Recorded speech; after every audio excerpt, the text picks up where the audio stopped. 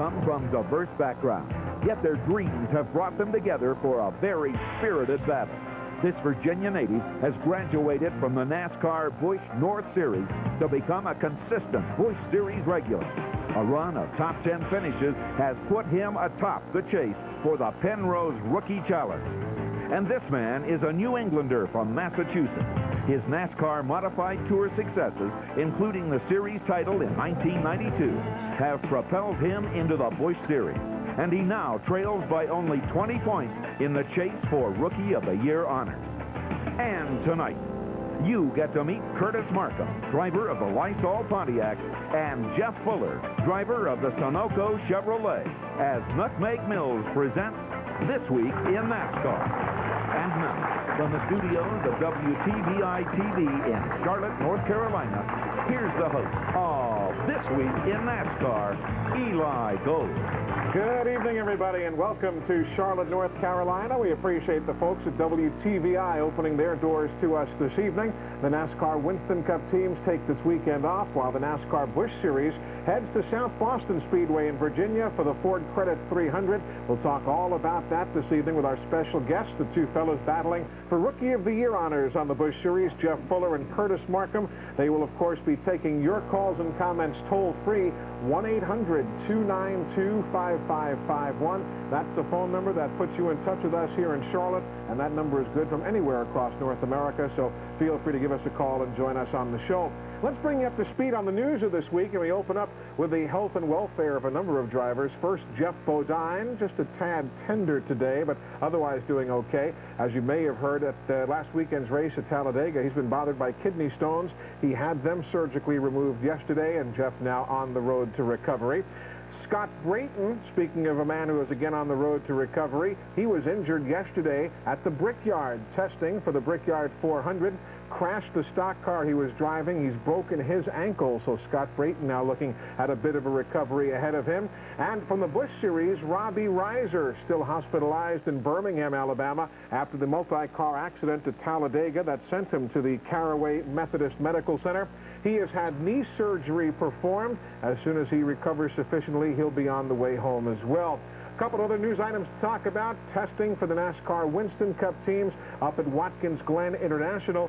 Yesterday, Mark Martin was the quickest. Today, it was Mother Nature who had the upper hand. Rain interfered. But one interesting story, Wally Dallenbach has shown up at Watkins Glen. He'll be driving Bill Davis's MBNA Pontiac on the road course only in time for the Bud at the Glen coming up in a couple of weeks' time. So that's what's been happening around the world of NASCAR this week. Now let's get to our special guests of this evening, a couple of guys who are waging quite a battle for the Busch Series Rookie of the Year honors. Upper Deck Motorsports is pleased to introduce Curtis Markham and Jeff Fuller. Curtis and Jeff typify the new breed of drivers meeting the challenges of NASCAR's Busch Series. Look for all of your favorite racing stars on Upper Deck's new line of Motorsports trading cards. And gentlemen, great to have you with us tonight. Good to see you. Nice to see you, Eli. Really has been a good battle. First you're leading, now you're leading, Curtis, and both of you have had you've had a great stretch, a lot of top 10 finishes this year. Yeah, we've been real fortunate. We've gotten 5 top 10 finishes, 3 in a row. Right. Coming into Talladega. You can't say enough for Jeff Hensley and the whole Hensley Racing Lysol team. They've worked real hard with this rookie driver trying to teach him. And the Sunoco boys have given you a good race car, and unfortunately you had the accident at Talladega, but you were running awfully well when the accident happened. Yeah, the guys have really put a good car. Sunoco 260 Chevy Monte Carlo's been up there. You know, that was a real good show. Unfortunate what happened there at the end, but I guess when the air gets taken off your spoiler, there's not much you can do. But the guys have really been working hard. You guys talk and discuss your backgrounds because you are so diverse in your backgrounds, from the Busch North to the Modifieds, from the South to New England. You guys ever talk about what got you to this point in your careers? I try to, but I can't understand his accent. I can't understand it. You know, I drove the Busch North Series, right. So we ran at some combination races together, and Jeff used to come around to Quint Bovair's car some, and I would go around to the modified some. I've always been interested in the modified cars. Never got a chance to drive one, but I always wanted to That's one thing about the modifieds. The technology was always a step ahead. It really was. Those, they're missiles. I mean, I missed driving them. I was up at Loudon commentating a race there, and I wanted so bad to be out there. I mean, it's like you're calling shots, and you really want to be there doing it. So. I'm sure. Well, you can go back. Yeah. Curtis Markham and Jeff Fuller with us. And again, if you'd like to join us, the phones are open toll-free, 1-800-292-5551. We are live in Charlotte, North Carolina tonight. Stick around. Your turn to join the conversation as soon as we come back.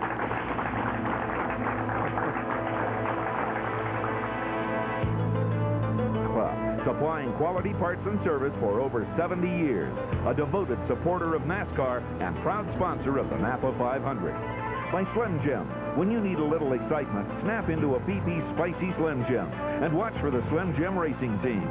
By Nutmeg Racing. Nutmeg's new NASCAR collection of caps and T-shirts are for race fans who want to stand out from the crowd. And by Chevrolet. One car company has won more races in the history of NASCAR. Genuine Chevrolet. Hi, I'm David Green. I'm proud to have won the 1994 Busch Series Championship in the Slim Jim 44. And Slim Jim's proud to bring you This Week in NASCAR. Driver, start your engine.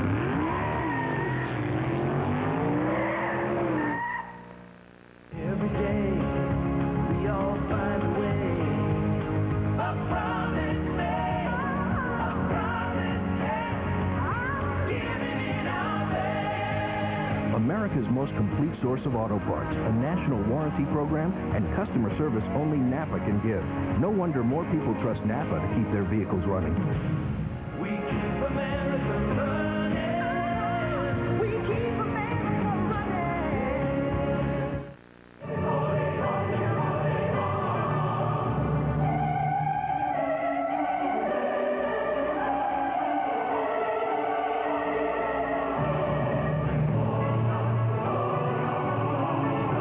Sunday after Sunday, we believe in putting on our best.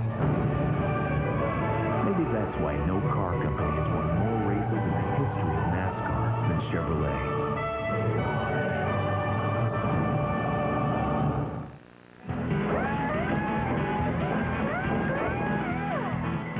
Not fast enough, guys. Hit the tires. Not the tires. Oh, Coach, you gotta be kidding.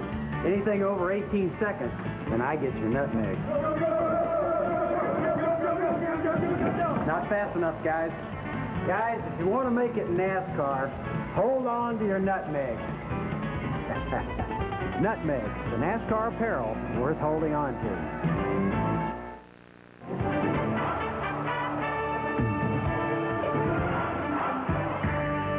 Prime, serving America's great sports networks. Hi, I'm David Green. I'm proud to have won the 1994 Busch Series Championship in the Slim Jim 44. And Slim Jim's proud to bring you This Week in NASCAR. Driver, start your engine.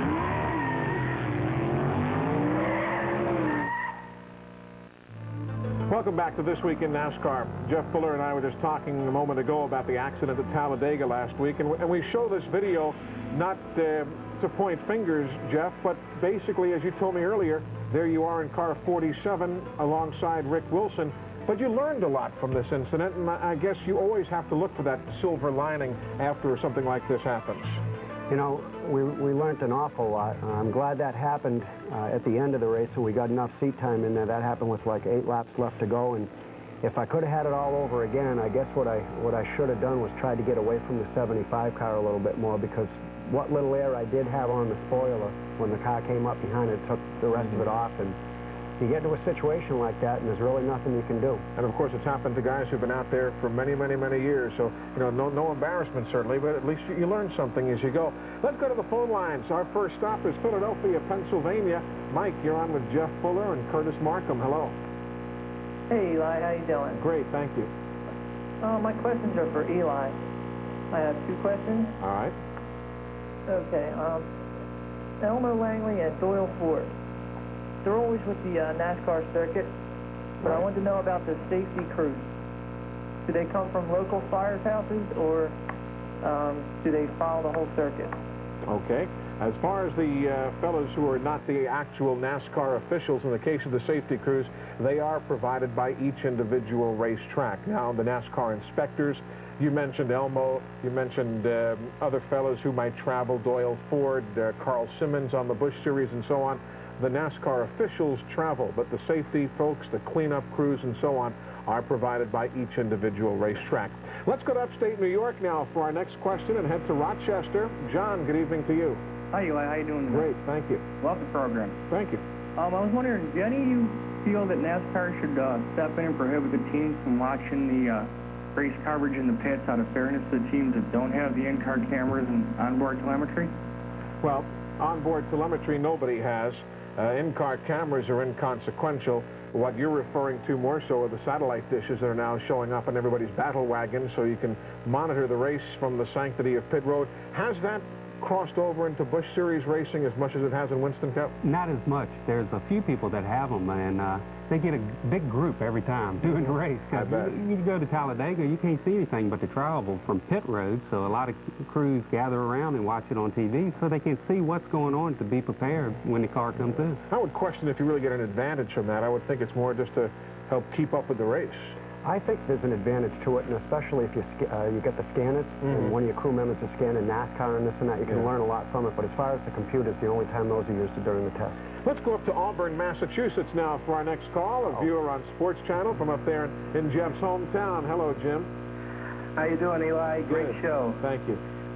Jeff is proud to see you running from Westboro to Talladega. Very proud of it to sit here and watch on Sunday. Unfortunately, at the end, you crashed. Just curious, is there plans for moving up? I know that you have the rest of the season to watch out for and maybe next year, but is there a couple years down the road you're looking at going up to Winston Cup? Yeah, what we'd like to do is continue to Busch next year. I mean, 90% of these tracks that we've been to this year, I haven't even seen, no less raced on. So we'd like to get as much experience as we can at these tracks that we run at and continue that next year with the Busch, but possibly do some Winston Cup races next year, and then the following year we'll sit down and see if we're ready. Where are you guys in your development? You say, see if we're ready. Where are you in your development, Curtis, you? Where do you guys think, when you look in the mirror, that you have to improve to step up full-time to Winston Cup? There's a lot of areas. You know, Busch for National racing is tough, but Winston Cup racing is even tougher. When you can consistently qualify up front and run up front, then you're ready for Winston Cup. But that takes a lot of work and a lot of teamwork. And, you know, we still have a lot to learn about that, but as soon as you can put all that together, that's when, you know, things come together so you can move up to Winston Cup races. How about yourself, Jeff? We're all our own most severe critics. So where are you in your development? I would back that up, what Curtis just said, but also add that not just the driver, but the team itself. I mean, it's a team effort, and you get a bunch of guys that work well together, and they come up with you, and that's what I'm looking for. I mean, you don't really see much success with drivers jumping from team to team because they don't have time to gel. Right. This team will be around for a while. I hear you. Let's go to Lakeland, Florida next. Eric joining us with a question. Jeff and Curtis, what they think about Talladega, how they felt about the race Saturday, and do you think that the Busch cars should have restrictor plates or should they not? Thank you. Okay, well, certainly the restrictor plates are in place on the NASCAR Busch Series cars. Throttle response has always been the Winston Cup driver's complaint. You guys run 2 restrictor plate races a year. From my seat, it was the best race in the history of the Busch Series. It was a magnificent race to watch. Are you guys comfortable with the plates?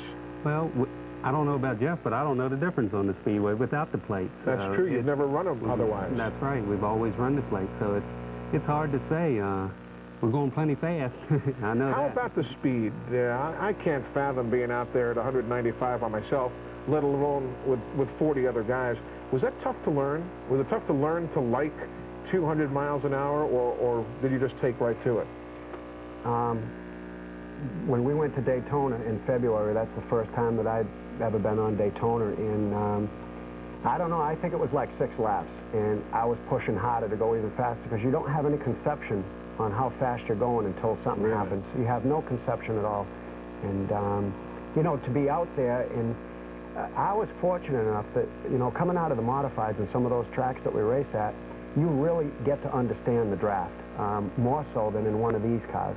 And I think I learned a lot about the draft and the modifieds, but apparently not enough yet. Yeah, it's interesting. I wouldn't think that there is that much drafting, maybe at New Hampshire to some degree. I wouldn't think the draft would come into effect as much in a modified. It comes in more, believe it or not, even though they've got open wheels and this and that, but the back of the car where the rear spoiler is, that's one big spoiler back there. Yeah. And when you jump out of a line in a modified, like if you go to execute a move like that and you jump down, it's like holding a 4x8 piece of plywood out there. And the guys just go right by. I mean, it's neat. Interesting. Jeff Fuller and Curtis Markham with us. We're going to come right back and take more of your calls at 1-800-292-5551. We break away now with a look at the Winston Cup point standings. Here's how positions 1 through 10 stack up after Sunday's race at Talladega. We're coming right back.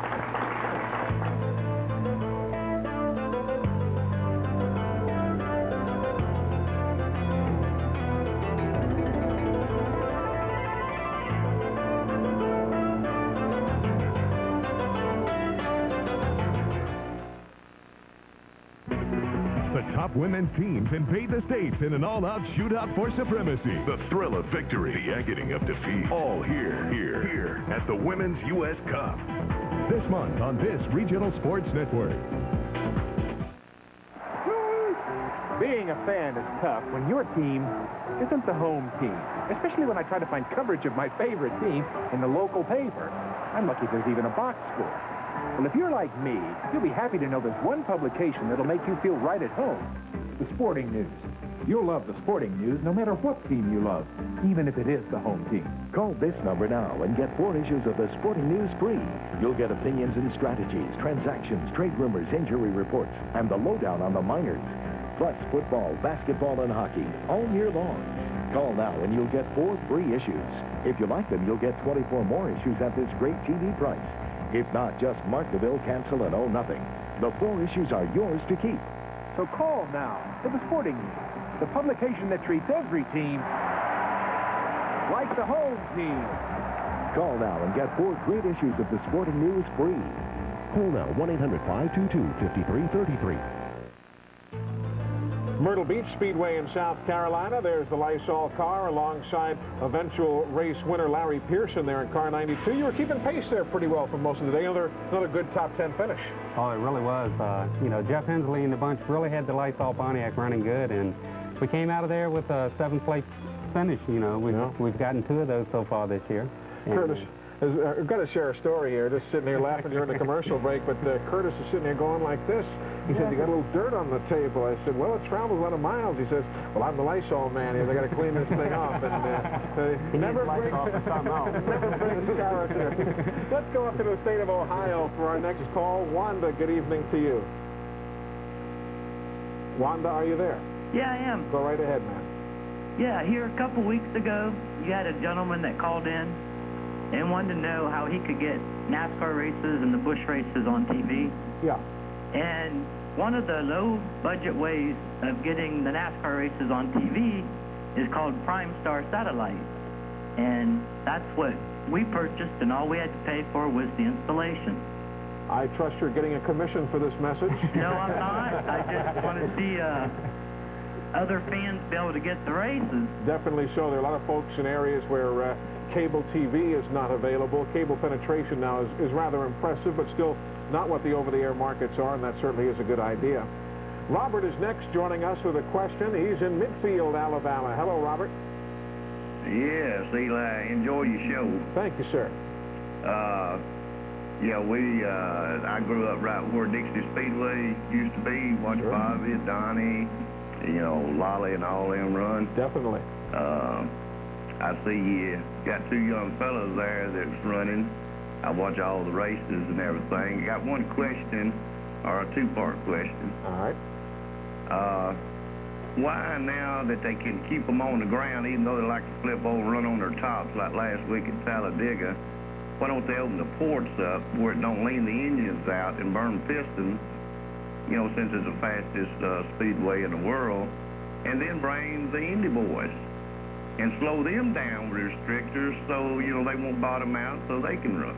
Well, I think it's an interesting question, but a multi-fold question. First off, the Indy cars, I don't think it's a speed question more so than the suspensions. The suspensions of those cars slamming off into the 33-degree banking of Talladega is something I wouldn't expect you'd want to see. I can't see how even held down at 200, which for those cars would be probably 60 miles an hour slower than they could go. I don't see how you'd really make that a successful situation. You'd probably have to use the infield road course, and it really has not ever been proposed, certainly. As far as the engines and the engine failures we see, I mean, there is a safety envelope there. I mean, if your engine builder wants to push it, that's the chance he's taking. But if you go according to the so-called book, if you will, you're going to get by your 300 miles, your 500 miles. Yeah, that's why you see those guys looking at those spark plugs all the time. They're getting them right to the edge because that's where it makes the most power. But the edge, you can't go over that edge because you'll burn it up. So you've got to have it to the edge for qualifying. Then they usually put one more jet size in for the race just to keep from burning it up.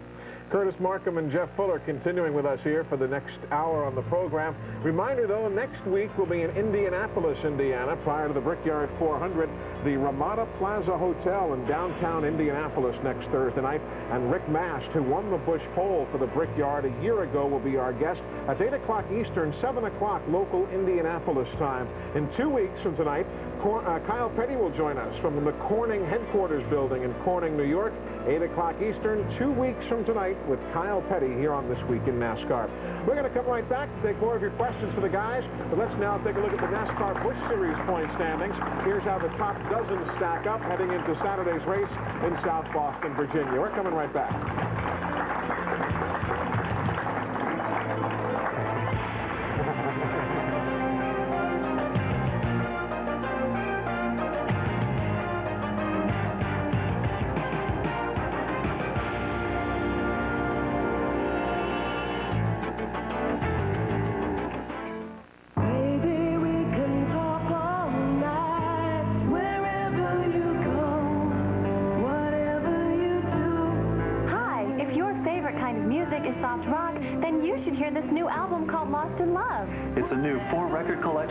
36 of the best soft rock hits performed by the original artists. You got it all over him. You got me over him.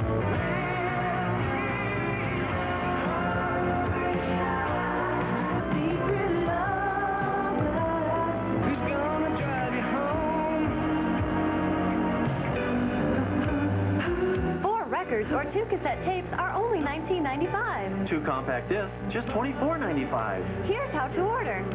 To order Lost in Love, call 1-800-522-5333 or send $19.95 for records or cassette tapes or $24.95 for 2 compact discs plus $4.95 shipping and handling to the address on your screen.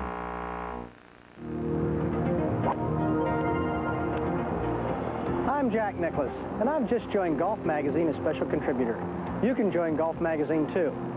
Call now for Golf Magazine, and you'll also get absolutely free Jack's video playing the percentages, an insider's guide to improving your game. Jack, it's great to have you on the Golf Magazine team. Where should we look for you in upcoming issues? Where else? The golf course. Welcome back, everyone. We were talking about modified racing. There is Jeff Fuller. Guess that's who, Charlie Pasteryak, right behind you there at New Hampshire a year ago. You're going for the win at Loudon. That was a pretty good race. You know, it really was. That's my brother Ricky behind me there. The drafting, like at Richmond when we were running there and up at Loudon and this and that, like we were talking about before, I mean, you really get to learn about what drafting's all about in one of these cars. As you can see now, I was going down to the bottom of the track, then back to the top to try to break the draft. I want you folks to watch the move that you make at the finish line to hold off Charlie. These cars really maneuver so well with all that rubber on the ground, too. They really do. I mean, it's right across the front. There you go.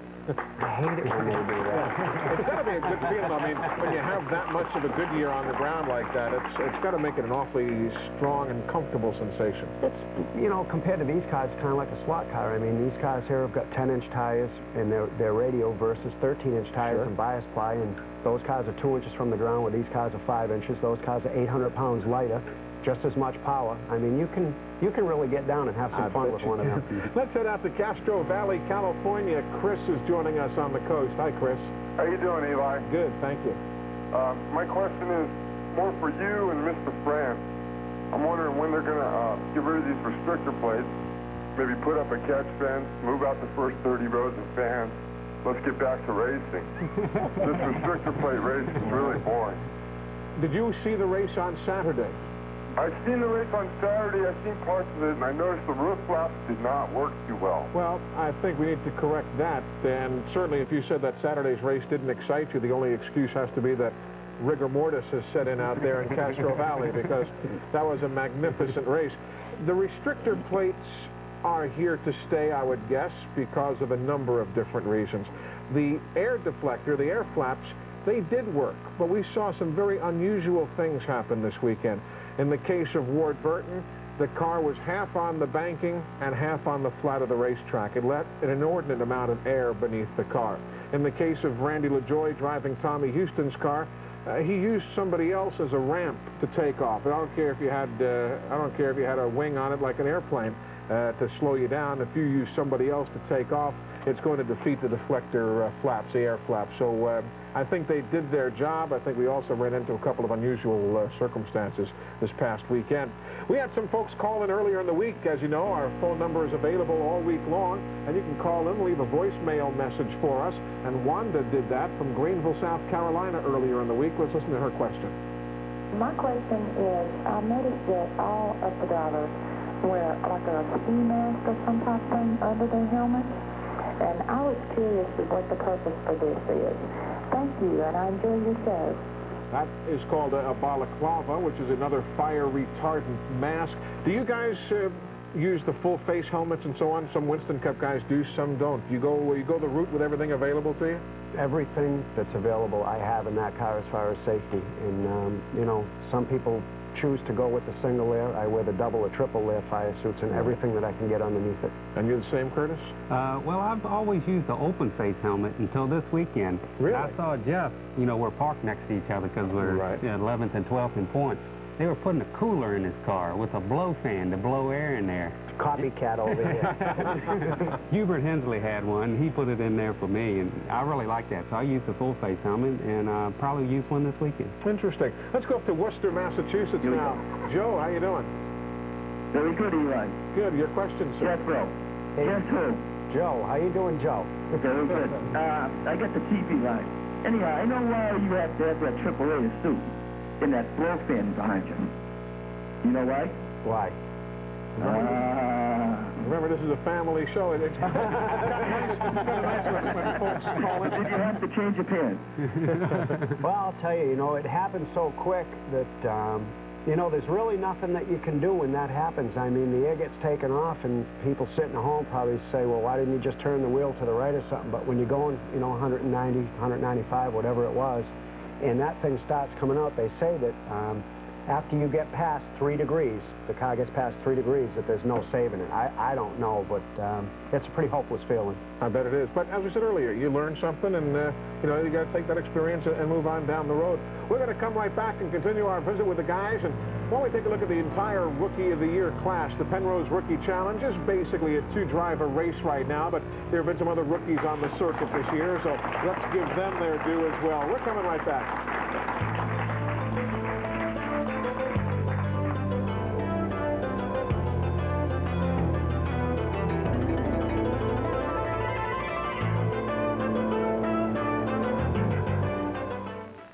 So I got my new 1995 Edelbrock catalog in the mail, and look what I discovered.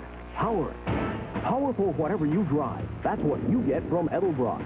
Edelbrock manifolds, Edelbrock carburetors, Edelbrock cylinder heads, Edelbrock camshafts and components, Edelbrock exhaust systems, Edelbrock air cleaners and valve covers, Edelbrock Harley products, and more. Discover the power for yourself. Just call 1-800-FUN-TEAM for your free 95 Edelbrock catalog. That's 1-800-FUN-TEAM for your free Edelbrock catalog. I'll race you for your nutmeg, boys.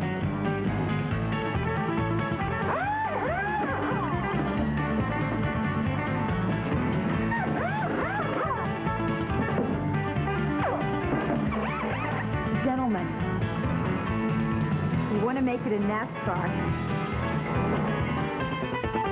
Hold on to your nutmeg. Nutmeg, the NASCAR apparel worth holding on to. These automotive professionals just witnessed an amazing demonstration. It works! Oh, my God! We ran this 500 horsepower engine after draining all the oil. Before we drained the oil, we added just one bottle of a revolutionary new engine treatment, Duralube.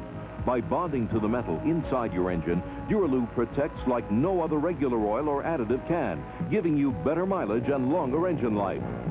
Duralube, in a class by itself.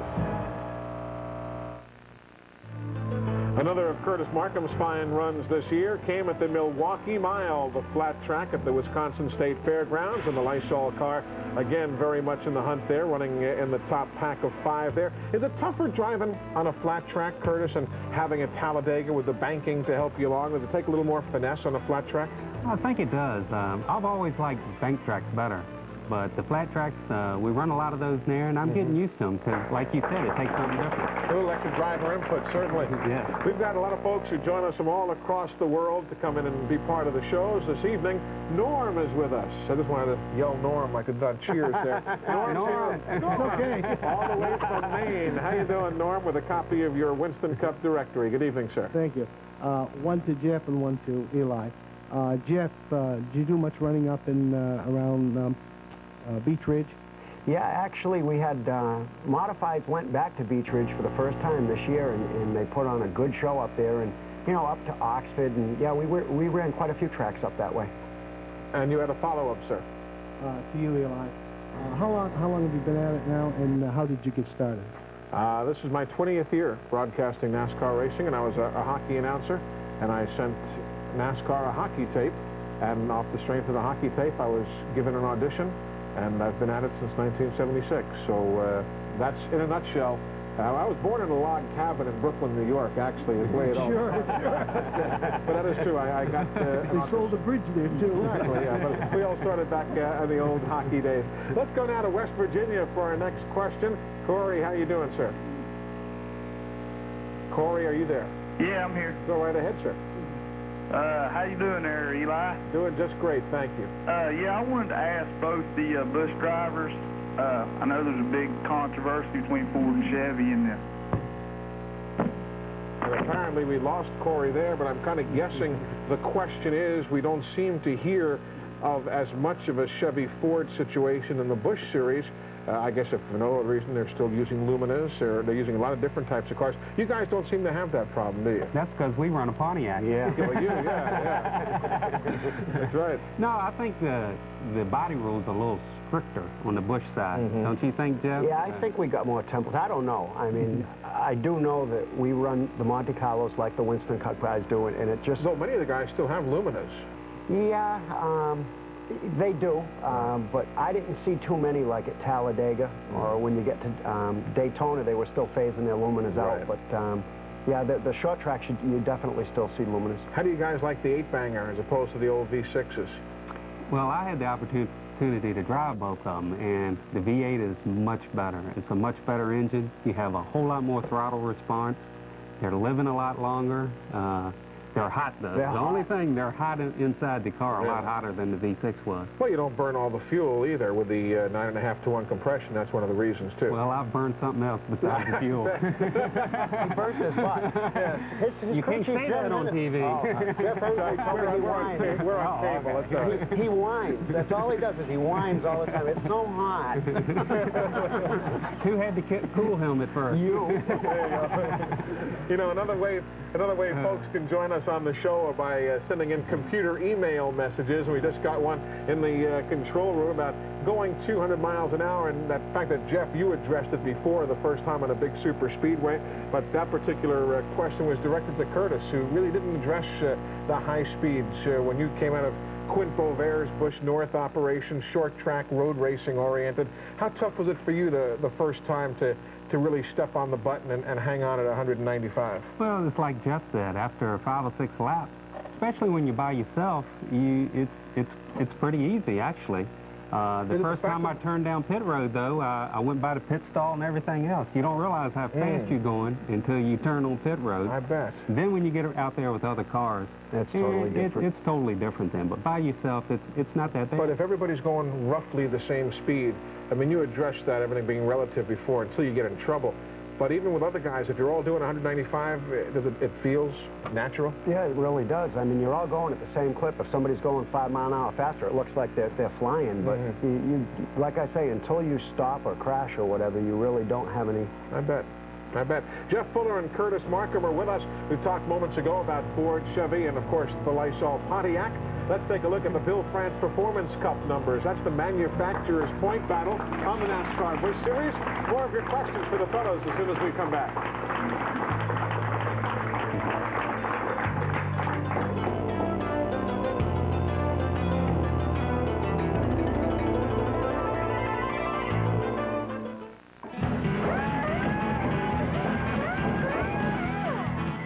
Not fast enough, guys. Hit the tires. Not the tires? Oh, Coach, you gotta be kidding. Anything over 18 seconds, and I get your nutmeg. Not fast enough, guys. Guys, if you want to make it in NASCAR, hold on to your nutmegs. Nutmeg, the NASCAR apparel worth holding on to.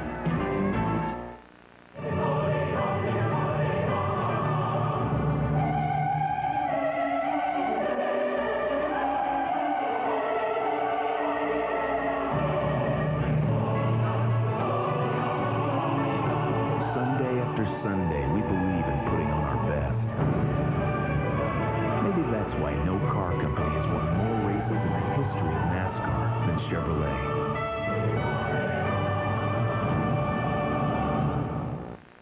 These automotive professionals just witnessed an amazing demonstration. It works! Oh, my God! We ran this 500 horsepower engine after draining all the oil. Before we drained the oil, we added just 1 bottle of a revolutionary new engine treatment, Duralube.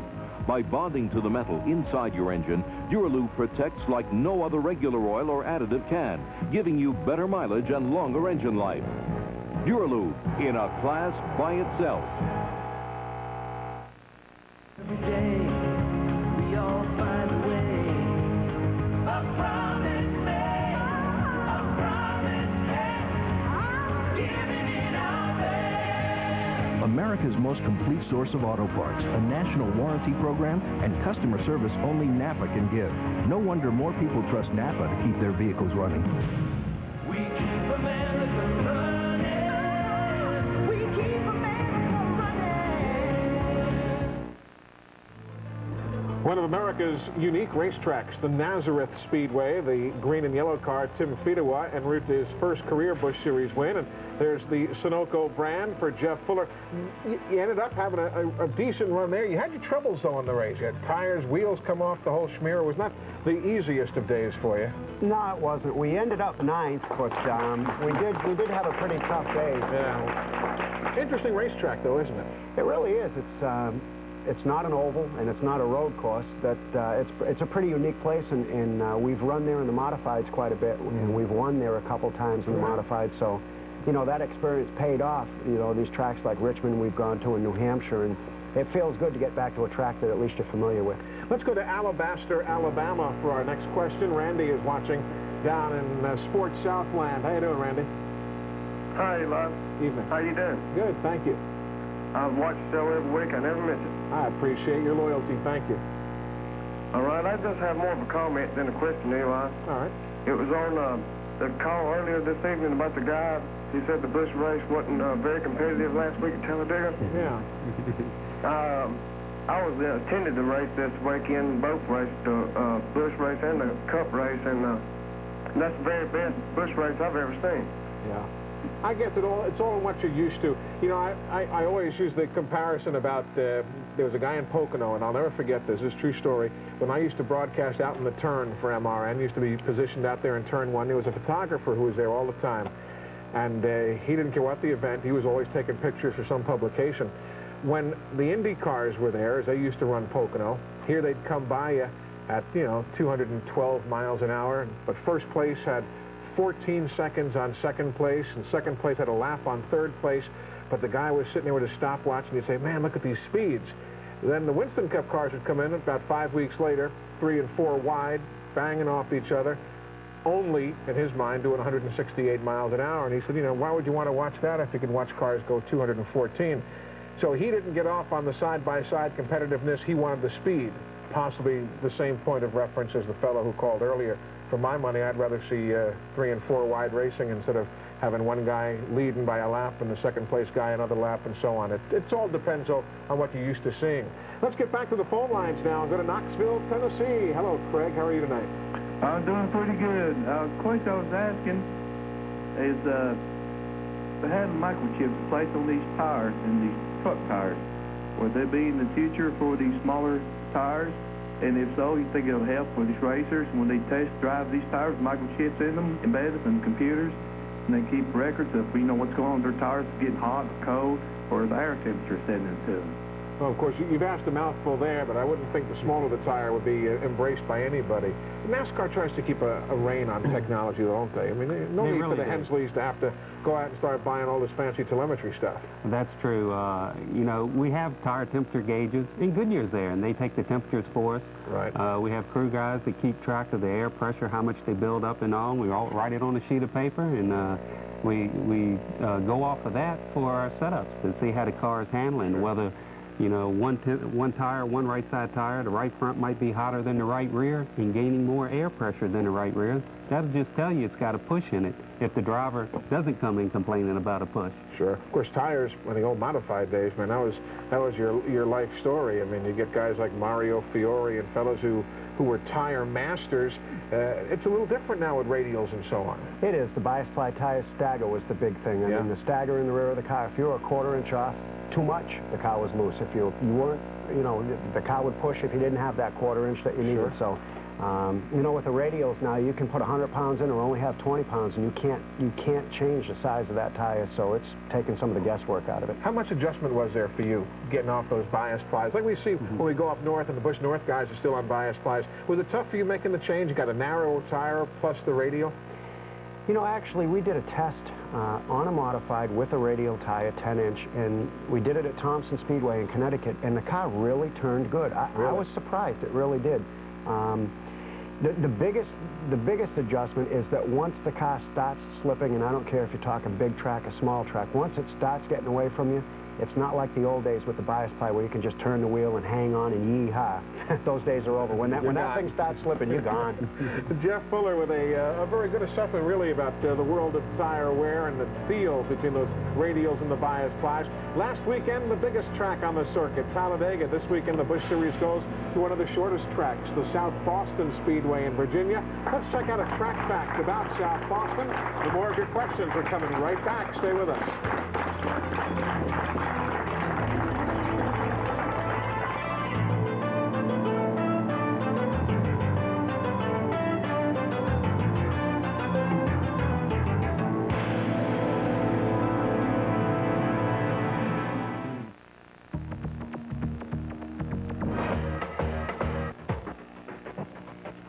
America's best, reaching for gold. The 1995 U.S. Olympic Festival continues tomorrow night on this regional sports network.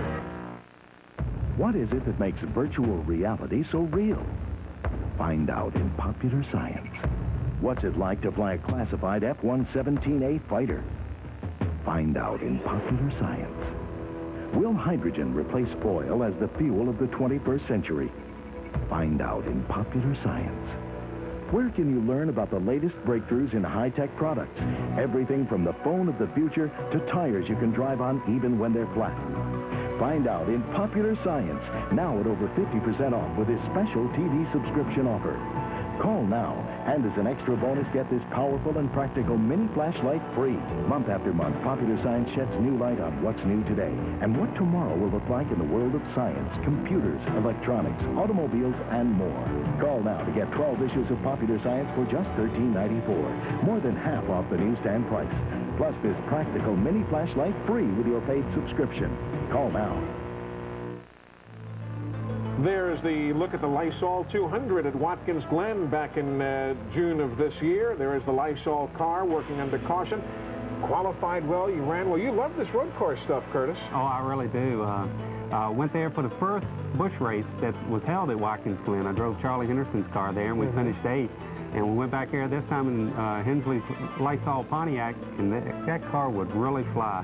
And I enjoy road racing. What's the deal? Do you have something in your background in Richmond? Did you used to drag race on the streets of Richmond or Fredericksburg? Well, I can't say my mother and father are listening. But it's a lot of fun.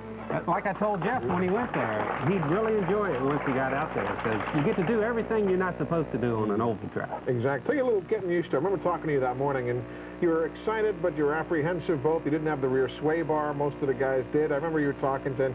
Well, I hope we're going to be all right. I'll tell you, I had a blast up there. We were running, I don't know, 6 with it. Yeah. I mean, it was right there, almost in the top 5. First time I've ever seen a road course or whatever. And I looked up in my mirror to see where Hermie Sadler was coming down the front stretch, and looked back down. 1 lap to go, and there's a 5-4-3 where you usually stop braking. And I was already at the 4, and I said, "Ruh-roh, I'm in trouble here." I just couldn't get slowed down fast enough. But I had a good time. It was interesting. Let's go back to the phones now and head to Morton, Pennsylvania. Bernie, thank you for waiting. How you doing, Eli? Good, thank you. Last week you mentioned the Sports Illustrated article about the growing popularity of the sport. Yes, sir. I got 2 questions for you. First, with the new tracks being built in Florida, Texas, and California, what tracks do you think are going to lose a date in the future? And also, is CBS trying to televise more races in the future? Well, I really can't speak definitively on either one. Certainly, I couldn't speak at all about what NASCAR's plans are, other than what Bill France has said, that they will add a race in Fontana, California, outside of L.A., and then for anything else to be added, be it Las Vegas, be it Dallas, Fort Worth, what have you, an event would have to drop from the schedule. But to say that I can tell you today which track's going to lose an event, or that I even had any idea, I'd be lying. As far as other elements of the sport, you know, things change in this business. And, you know, to say exactly that I can really be sure as to what CBS's plans are. The guess here is that CBS is looking for programming. They've lost a lot of sports, certainly. They are looking to counter-program against NBC next year when the Olympics come up, for instance. They've got the Talladega Die Hard 500 to counter-program. This year, they needed programming for their new sports show that they have on CBS, and TNN was kind enough to give up the rights on a one-time only basis to the Lysol 200 at Watkins Glen so CBS could cover it, because they desperately needed a sporting event that particular afternoon. So if I were a guessing man, I'd say, yeah, CBS probably would love to scarf up as much as they can. They'll be down in Homestead for the Jiffy Lube Miami 300 in November. So yeah, if you lose the NFL and you're not in the baseball picture, motorsports, NASCAR style is more than just an alternative. It's probably the way to go, definitely. Let's get back to the phone lines now and take another call. We go to Baltimore, Maryland. Hello, Fred. Good evening. Yes. I'd like to ask a question about to both drivers. Yes, sir. What do you guys think about building a new track up here in Baltimore? Sounds like we're sitting in the middle of Yankee Stadium with the sound coming back out of center field. Is there a particular market area? Obviously, Southern California is very, very vital. But how about the Sunoco folks, the Lysol people? Do they share with you thoughts that they would like to see you carry to NASCAR and say, hey, can we get a race here? Can we get a race there? I would imagine they'd like to have a race everywhere. You know, the Washington-Baltimore area is a big area, population-wise. And I happen to live around there. Exactly right. So it'd be close for me. Sunoco National, I know obviously the name is, the Sun Oil Company has been around forever. As Unocal has closed most of their southeastern locations, is Sunoco maintaining their nationwide posture? Can I be political like you? Sure. No. I don't know, Eli. You don't know? You know, Sunoco has been looking in this. They used to be heavily involved with the Winston Cup for years. Sure. And they came out with this new 260 oil that they wanted to promote through NASCAR, Busch South Racing, and they called me and asked me to do it, and it took me about 2 seconds to decide that's what I wanted to do. And I'm sure that they're going to be involved with this for quite some time. Super. I want to remind everybody again about next week. Rick Mast is going to be our guest on the show. We'll be live in Indianapolis at the Ramada Plaza Hotel. He won the Busch Pole for the Brickyard 400 a year ago. 2 weeks from tonight, Kyle Petty will be with us. We'll be live from Corning, New York, at the world headquarters of Corning Incorporated, 8 o'clock Eastern Time, 2 weeks from tonight, with Kyle Petty, our guest. We're back after we check the broadcast schedule for Saturday's Ford Credit 300 in South Boston, Virginia. Stick around. We're back in a minute.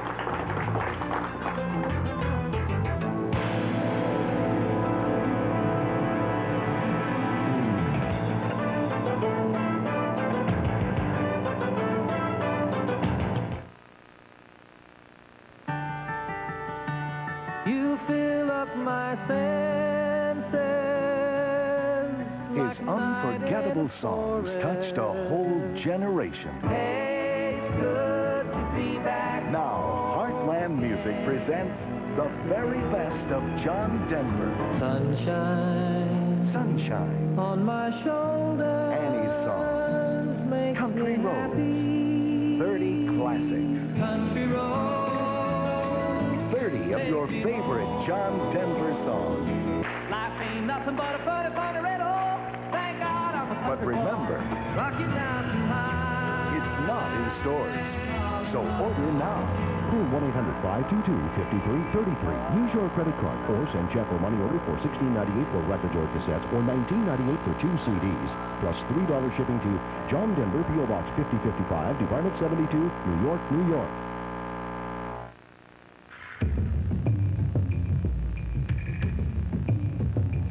You don't have to be 19 to have a body like this. You don't have to work out 8 hours a day. You don't have to be narcissistic or shallow. In fact, all you really need is $39 a month. The SoloFlex Muscle Machine. What are you waiting for? Welcome back, everyone, as we continue. There's a look at the South Boston Speedway from a year ago. How tough a short track is that as short tracks go? It's a real tough short track. Jeff and I both were there 2 weeks ago with our teams testing. It's the first time I've been there since they changed the track. Yeah, it's undergone a big facelift. Yes, I did a lot of late model stock car racing on the old track. It's different, but I enjoyed it. Does it remind you of anything back home, Jeff? Can you compare it for some of the northern viewers? Yeah, there's a couple tracks that it falls in. I mean, that's typical short track racing. Yeah. And we, like Curtis said, we had a test down there. There was 4 of us down there, and, you know, we're going pretty good. Who was your racing hero growing up, Curtis?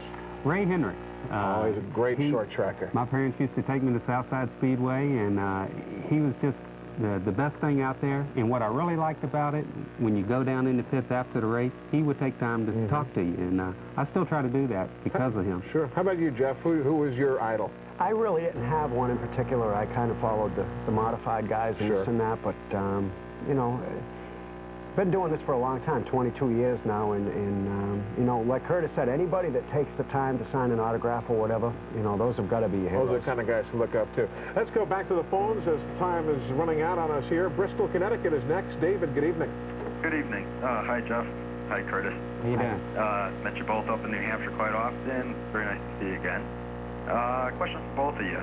All the tracks you've been on, which is your favorite track and why? And you've all raced in all sorts of types of racing. Is there a favorite? I hadn't found a racetrack yet I didn't like. Asphalt or dirt. And road racing. You know, that's came around lately. One particular track, no, I kind of like them all. How about yourself, Mr. F?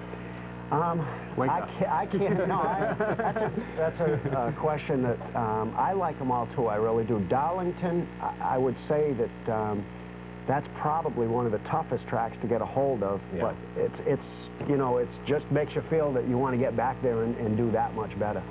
Hyattsville, Maryland. Robert, good evening to you. How you doing? Good, thank you. My question is to either driver. The NASCAR drivers, are they invited by invitation to the Busch Series, or are they just able to drive in the Busch Series, come down and qualify because they're former Busch racers? Actually, neither one. I can jump in. The Winston Cup fellas are independent contractors. If they have a car that meets the rules, they can show up and go racing like anything else. What's it like? I mean, the ongoing argument, you know, should they be there, should they not be there? That's neither here nor there. But I bet you can learn a ton by following these guys around racetracks where you don't have the laps that they do. I think you can. I mean, I've actually watched a videotape of a race before and tried to find the line and where the passing was and all that, but yeah, you can definitely learn a lot. I dare say the same? Oh, definitely. You know, you go out there, you pick somebody that's run good at this particular racetrack when you go there for the first time, and first thing I like to do is watch them. then get in the car and try to follow them. And you can pick up so much by doing that. But there's no invitation needed. If you got the car, get out there and go racing. Everybody in this business is an independent contractor. The only difference is there are some dollars that the Busch Series drivers can qualify for in a given weekend that a visiting Winston Cup driver won't be eligible for. We're back after we say a thank you to our sponsors. Make a note of the folks who helped make this show possible. We return with a final word in just a moment.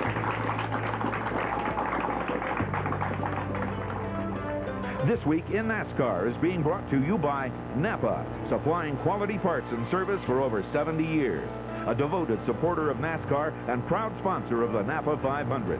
By Slim Jim. When you need a little excitement, snap into a beefy, spicy Slim Jim and watch for the Slim Jim racing team.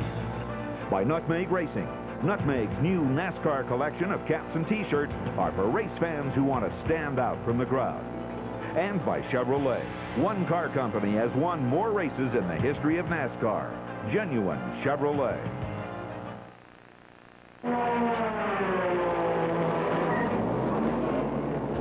When it's time for a pit stop, there's nothing like a beefy, spicy Slim Jim. Thanks.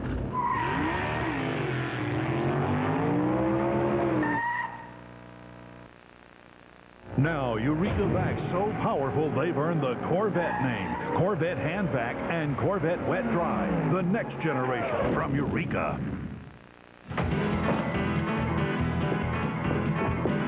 I'll rest you for your nutmeg, boys.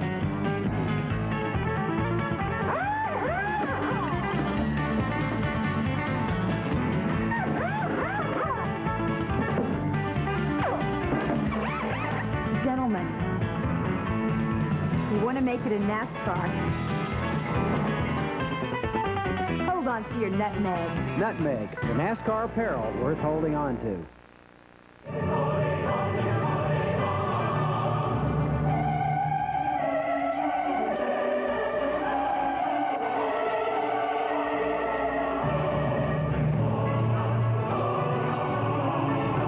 Sunday after Sunday, we believe in putting on our best. Maybe that's why no car company has won more races in the history of NASCAR than Chevrolet.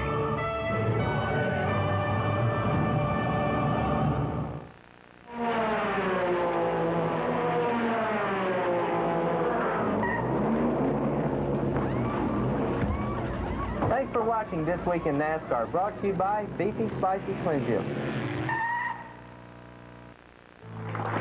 Welcome back, everyone. We are live at WTVI Television here in Charlotte, North Carolina, with the fellows who are battling for the Penrose Rookie Challenge. In this corner, Jeff Fuller. In that corner, Curtis Markham. What arm wrestle? I'll beat him. I'll beat him. It's so close in points, you might as well. Listen, the folks at Nutmeg Mills, who are our title sponsor on this show and have been a great part of this program, want to make sure you each have something nice and warm to wear when the weather cools down. Thank you, NASCAR sweater from the folks at Nutmeg Mills. Good luck this weekend at South Boston. I mean, it's a change going from the biggest track to one of the shortest, but I wish you all the best and keep up this good relationship and a great battle for the Rookie of the Year honors. Well, thank you. We appreciate it, Eli, and I'll be sure to get you some Lysol to keep this counter clean. Do that. Do that. Man doesn't miss a beat, does it? Reminder again, next week, this show will be from Indianapolis, Indiana. Of course, next Thursday night as well, the NASCAR Super Truck Series by Craftsman will be running at Raceway Park in Indy, and that's where I'm going to be. So Bill Weber will be filling in here as the host of the program next week with Rick Mast as the special guest. So come on out and join those guys at the Ramada Plaza Hotel in downtown Indy. Thanks to Jeff Fuller. Thanks to Curtis Markham. We'll tell you how the wrist wrestling comes out next time. Good night, everybody. Guests on This Week in NASCAR receive the latest in sporty NASCAR wearing apparel from Nutmeg Mills. You can also stand out from the crowd when wearing officially licensed NASCAR sportswear from Nutmeg Mills. Now it's easy to get through to us. Just call the This Week in NASCAR voicemail box anytime at 1-800